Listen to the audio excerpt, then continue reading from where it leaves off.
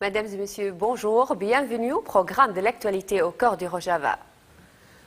Le barrage et la ville de Tishrin ont été libérés. C'est une lourde défaite pour le Daesh. Tishrin, c'était le point de passage entre Raqqa, le capital du Daesh, et d'autres villes comme Manbij ou Jarablus.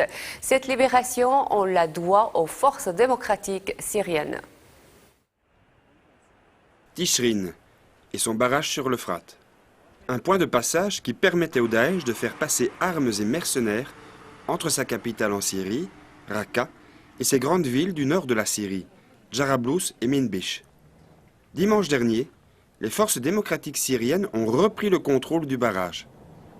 Lors d'une opération visant à libérer le sud du canton de Kobani, les forces démocratiques syriennes ont également libéré une centaine de villages répartis sur un espace de 640 km².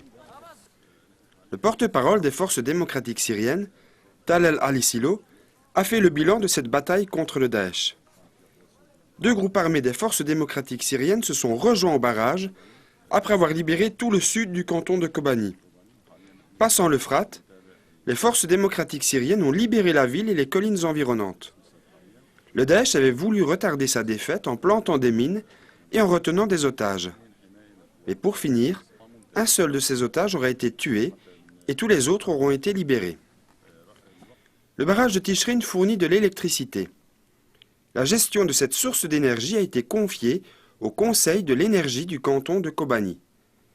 Les autorités en charge ont expliqué qu'elles allaient redistribuer cette électricité de façon égale entre toutes les régions.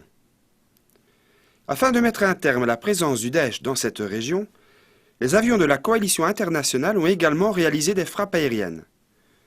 En libérant ces villages, les forces démocratiques syriennes ont tué 218 membres du Daesh et ont récupéré 178 corps. De leur côté, les forces démocratiques syriennes auront malheureusement perdu 7 combattants. Ces forces démocratiques syriennes sont une force nationale, composée de Yapaga et de Yapaja, les unités de défense populaire du Rojava. Elles sont aussi constituées par les brigades Shams al-Shamal, par le Jaish al-Souar, par l'Union des brigades de l'Euphrate et de Jarablus, par le Conseil militaire syriaque, par le Liwa al-Tahrir, par les brigades unies de Djezireh, ainsi que par des unités de la police Asaïch.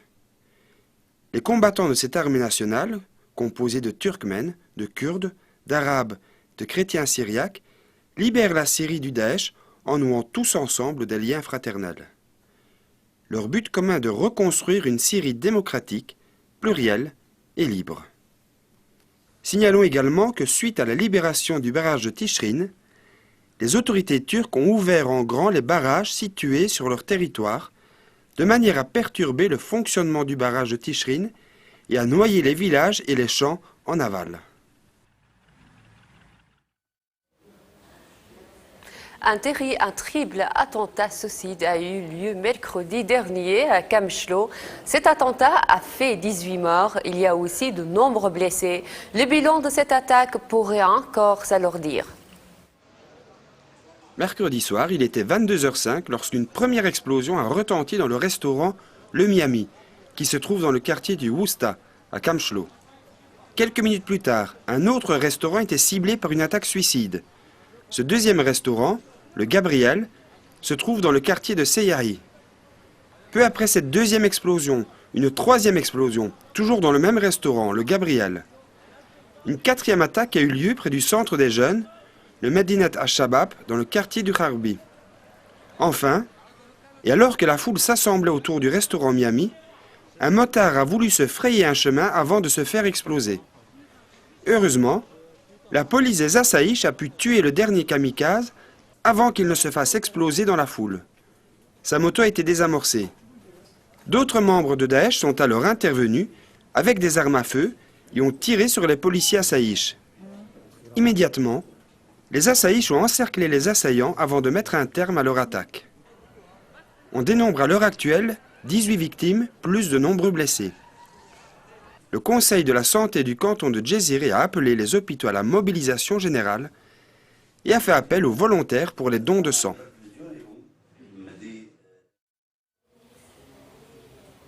Pas une semaine qui s'écoule, sans intervention de la Turquie au Rojava. Les soldats turcs provoquent régulièrement les unités des YPG. Ils soutiennent aussi les bandes criminelles qui agissent en Syrie. Il y a quelques jours, un habitant du canton de Kobané a encore été assassiné par les soldats turcs. Farouk Osman Mohamed était malade. Il souhaitait se faire soigner au Bakour, le Kurdistan du Nord. Alors qu'il s'apprêtait à passer la frontière ce jeudi, il a été assassiné de 2 balles dans la tête par les soldats turcs le long de la frontière. Plus loin sur la frontière, à hauteur du poste frontière de Bab al-Salam, les soldats turcs livrent du matériel de guerre aux bandes criminelles d'Ahrar el-Sham et de Jabhat al-Nusra.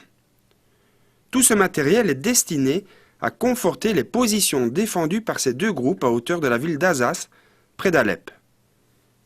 Selon des informations parvenues à l'agence ANF, de nombreux soldats des forces spéciales turques ont également été déployés à Azaz avec des camions remplis d'armes. À Alep précisément, le front al-Nusra et Ahrar el-Sham continuent de cibler des civils dans le quartier à majorité kurde de Sheikh Marsout. Hussein Abdo, 36 ans, y a été assassiné par les snipers du front al-Nusra. Les affrontements entre les unités de protection populaire, les Yapaga, et les milices du Jabhat al-Nusra et d'Ahrar al-Sham se prolongent toujours. Rappelons que ces 2 factions attaquent le quartier Kup d'Alep à l'arme lourde et avec des snipers depuis le 22 septembre.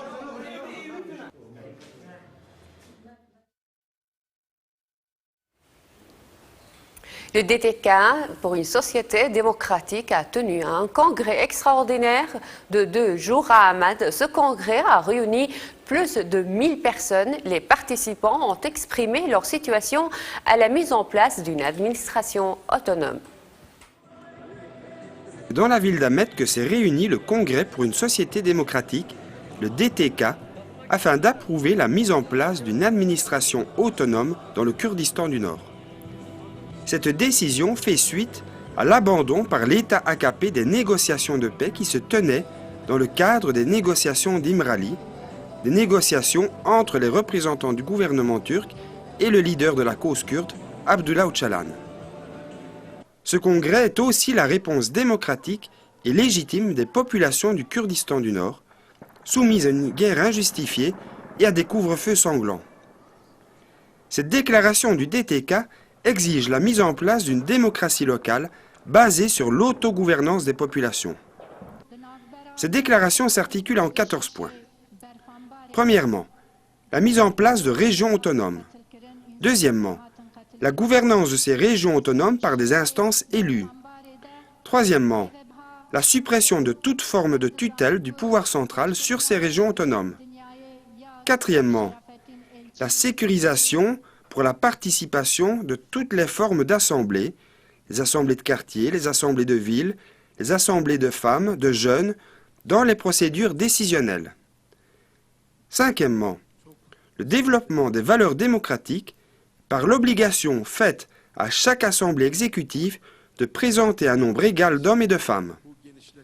Sixièmement, la participation des jeunes à tous les niveaux de décision. Septièmement, la politique de l'enseignement est confiée aux administrations autonomes et elle permettra l'utilisation d'autres langues que le turc. Huitièmement, la création d'emplois dans les domaines de la langue, de la culture et de l'histoire. Neuvièmement, une politique de la santé qui sera confiée aux administrations autonomes. Dixièmement, la révision du système judiciaire en accord avec les nouvelles dispositions des régions autonomes.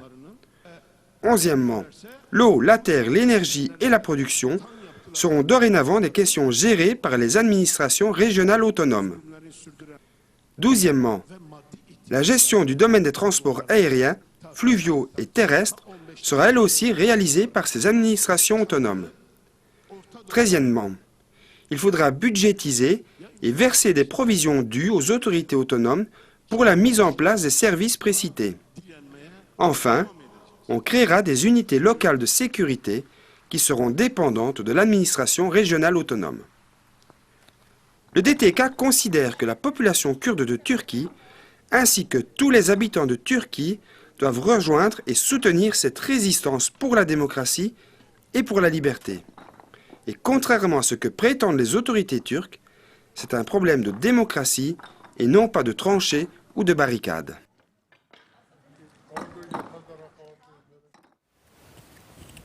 Plusieurs villes du Kurdistan du Nord sont toujours sous couvre-feu. C'est le cas de Sour, Slopi, Jizrabotan, Farkin, Kerboran et la ville de Nusaybin. L'eau et l'électricité sont coupées, des tanks bombardent les habitations et tous les jours, il y a des nouvelles victimes de la barbarie des autorités turques. À Jezire-Botan, 2 femmes enceintes, Zakiye Aren et Asya Sezgin, ont été blessées lors des bombardements. Leurs fœtus ont perdu la vie et attendent à l'hôpital de Jezire, avec les autres victimes de ces violences, d'être enfin inhumés quand le couvre-feu sera levé. Ali Tetik avait 34 ans. Il a été tué d'une balle dans la poitrine dimanche dernier alors qu'il se trouvait devant une épicerie dans le quartier de Djoudi. Mercredi, c'est Kazim Tang qui a été tué, visé à la tête alors qu'il ramenait ses 2 enfants à la maison. Aziz Yural a lui aussi été tué ce jour. C'est un infirmier qui est en train d'aider une femme blessée par les tirs des policiers. Cet infirmier, père de 2 enfants, a été visé à la tête. Son corps est resté en rue à cause des tirs redoublés des policiers. Jeudi, c'est une femme de 50 ans, Hadiye Ardan, qui a été tuée. Elle s'était enfermée chez une parente quand un tir d'artillerie a détruit la maison. Elle s'est vidée de son sang avant de décéder, sans pouvoir se rendre à l'hôpital à cause des tirs de la police. Faisal Sarı-Yıldız, député du HDP pour Sirnar, a commenté ces atrocités commises par les forces de la police. Alors que les corps des personnes tuées restent dans les rues et ne peuvent pas être enlevés à cause de la terreur de l'État, le Premier ministre proclame qu'on ne tue pas de civils. Si ces civils avaient été tués par le PKK, dit Faisal Sarı-Yıldız, alors pourquoi la police n'autorise-t-elle pas les proches à reprendre les corps et leur tire dessus quand ils tentent de le faire? Il est évident de savoir qui tue des civils ici. À Kerboran, à Sour, à Mardin, à Nusaybin, ce sont partout les mêmes scènes de violence, toutes perpétrées par des assassins des forces de l'ordre turc.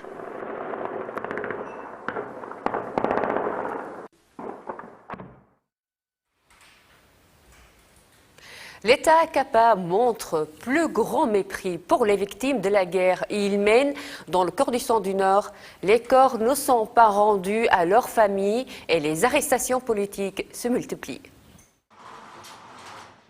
À Sirnar, des dizaines de dépouilles mortelles s'accumulent et la morgue n'est plus en mesure de les accueillir. La police a donc décidé de mettre le siège sur l'hôpital. Elle a d'abord menacé le personnel de l'hôpital pour qu'il ne parle pas de ce qui se passe à l'intérieur. Une fois arrivés, les blessés ou ceux qui les aident à se déplacer sont arrêtés. 14 corps sont restés plusieurs journées dans les cantines de l'hôpital par défaut de place dans la morgue. Leurs corps commencent à se décomposer. C'est ainsi que mercredi, la police a finalement appelé les familles de Jezire à récupérer les corps de leurs proches pour les enfouir quelque part. Sinon, dit les policiers, c'est nous qui nous en chargerons. Pour Osman Baydemir, député du HDP, ces enlèvements de corps sont encore une fois la marque de crimes de guerre et de torture. En même temps que la police tue, de très nombreuses personnalités politiques, pour l'essentiel des représentants du parti HDP ou du parti DBP, sont arrêtés, sur base de propagande pour une organisation illégale ou d'appartenance à une organisation illégale. Depuis le 21 octobre, 562 personnes ont été arrêtées et 117 sont retenues en prison dans le cadre de cette politique de répression de l'opposition politique.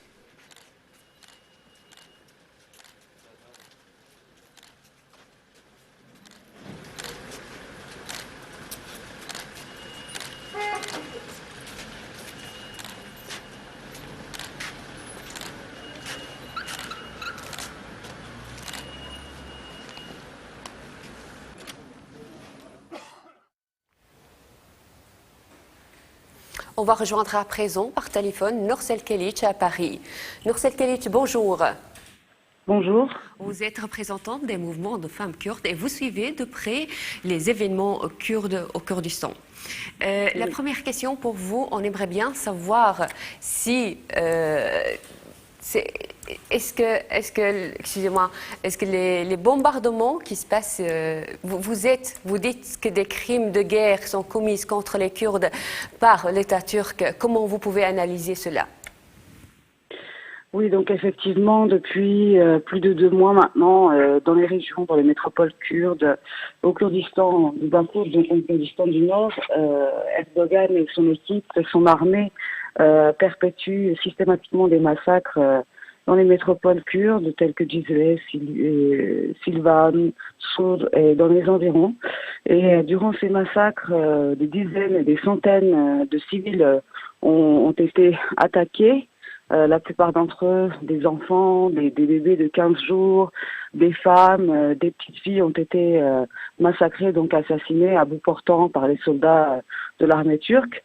Donc ce qui se passe actuellement, c'est une guerre non écrite, une guerre avec un embargo médiatique international sous prétexte des intérêts politiques et économiques avec l'État-nation de la Turquie, et donc l'État de Erdogan et de son équipe. Nursel Kilic, selon vous, Erdogan a déclaré que Selahattin Demirtas devait être poursuivi pour crime contre la Constitution parce qu'il a évoqué l'autonomie pour les Kurdes. Est-ce que vous pensez que la justice turque pourrait condamner Demirtas? Avec une constitution telle qu'elle existe actuellement en Turquie, et comme vous le savez, l'État turc a toujours l'habitude de changer, de réformer les lois selon ses intérêts. Donc, lever de l'immunité parlementaire de Selahattin Demirtas est l'une des possibilités qu'ils veulent envisager pour empêcher la volonté du peuple kurde d'accéder à la politique, d'accéder à l'Assemblée nationale turque pour représenter la volonté politique du peuple kurde. Mais aujourd'hui, il y a une résistance de foule, une résistance de masse dans les rues qui revendique justement cette volonté politique et qui revendique le droit d'exister. Et donc cette volonté est représentée aujourd'hui par le HDP, le Parti des peuples et de la démocratie, qui est co-présidé par Selahattin Demirtas et Figen Yüksekdag. Aujourd'hui, ce qui peut se passer, c'est qu'ils vont tout faire, le gouvernement va tout faire pour démunir Selahattin Demirtas de son immunité parlementaire, mais les masses, les foules vont continuer à résister et la pression internationale va continuer à essayer d'empêcher ce genre de situation qui pourrait aggraver la situation, aggraver le conflit qui agit actuellement au Kurdistan du Nord. Nursel Kilic, on sait qu'Erdogan veut changer la constitution pour avoir davantage de pouvoir. Et il a donné l'exemple d'Hitler et du régime nazi. Comment vous réagissez à ces déclarations? Donc c'est un retour en arrière, un retour dans le fondement de l'État-nation. Donc l'État-nation, vous savez que ça représente le monopole.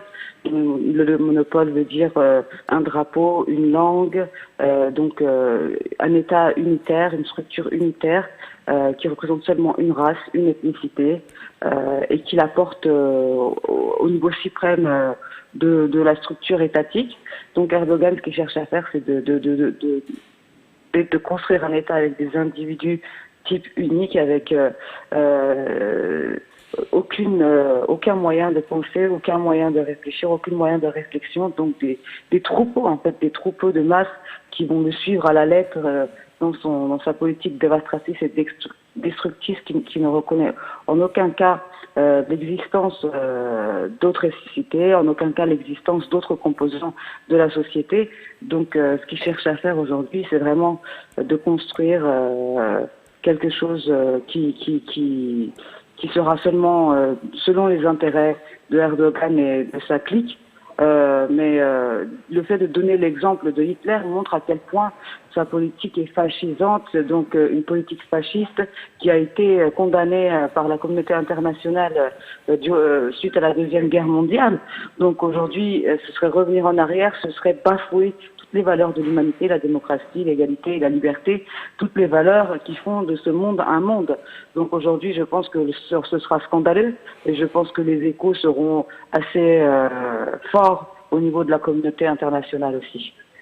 Nursel Kelic, dans quelques jours, ce sera le 3e anniversaire de l'assassinat à Paris de 3 militantes kurdes, Sakina Jansiz, Fidan Dogan et Leila Saylemez. Qu'est-ce que va-t-il se passer et quels sont vos projets pour faire éclater toute la vérité sur cette affaire?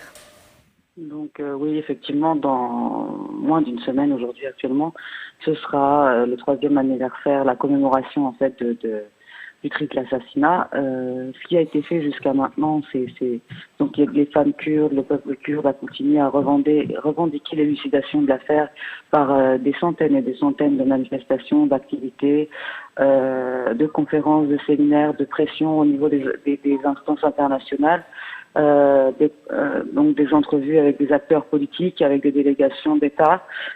Aujourd'hui, c'est ce qui se passe, c'est que quand même, à la 3e année de l'affaire, on peut suivre via la presse et via les déclarations de la justice française, enfin des avocats de l'affaire, que quand même il y a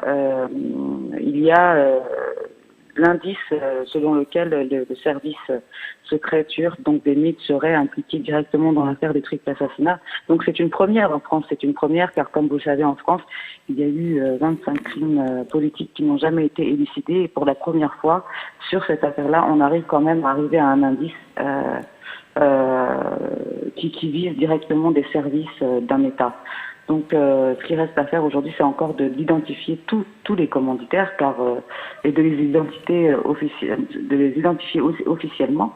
Donc, le travail continue, le comité de vérité et justice continuera d'agir, et prochainement, donc, il va y avoir la grande marche, la manifestation le 9 janvier 2013 de Gare du Nord à République.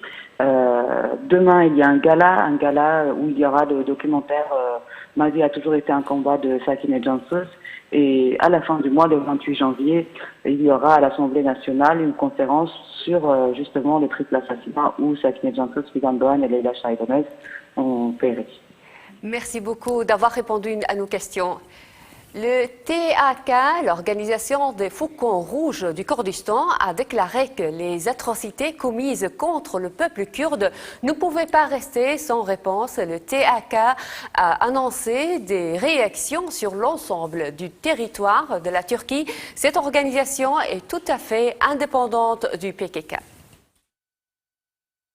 Les Faucons Rouges du Kurdistan, les Tahrir-e-Bazen Azadi à Kurdistan, ont annoncé qu'ils frapperaient les intérêts et les institutions de l'État turc à travers l'ensemble du pays. Ils ont d'ailleurs déjà revendiqué l'attaque au mortier menée à l'aéroport d'Istanbul ce 23 décembre. Cette organisation, le TAK, est totalement indépendante du PKK. Elle a affirmé qu'il ferait de toute la Turquie un pays aussi sûr que ne le sont aujourd'hui Silopi, Sour, Kerboran ou Nusaybin. Dans leur communiqué, les TAK affirment que les méthodes du PKK sont trop humanistes par rapport aux méthodes de l'État turc. Le TAK se fixera donc seul les stratégies et les objectifs en phase avec la mission qu'ils se sont assignés. À Nusaybin ainsi qu'à Cezerebotan, les jeunes ont annoncé la création des unités Yapacha, ou unités de défense civile. Voici ce qu'ils proclament. L'État a voulu pendant des années supprimer la présence des Kurdes, en les déplaçant, en ayant recours à un génocide physique et culturel qui se prolonge encore aujourd'hui avec cette agression fasciste contre la volonté du peuple kurde. En réponse à ces attaques, notre peuple a mis en place les unités d'autodéfense sous la direction des femmes et des jeunes. La force d'occupation turque a tenté pendant des années de briser la volonté populaire des Kurdes, de les éliminer en les évacuant des villages, en ayant recours à des assassinats jamais résolus, aux arrestations et à la torture. Encore récemment, des innocents ont été assassinés ici, dans ces rues. Des milliers de personnes sont emprisonnées parce qu'elles réclament leur langue et leur culture. Des civils sont visés par les frappes aériennes. Si ce n'est pas du terrorisme, alors qu'est-ce que c'est? En réponse à ces attaques de l'État, les jeunesses patriotiques révolutionnaires, les Yadaga H, mène aussi des actions contre l'oppresseur. 35 membres des forces de sécurité de Djeziré et de Silopi ont ainsi été tués la semaine dernière alors qu'ils se trouvaient dans leur véhicule blindé ou alors qu'ils étaient en train de mener l'assaut contre les quartiers défendus par les jeunesses patriotiques révolutionnaires.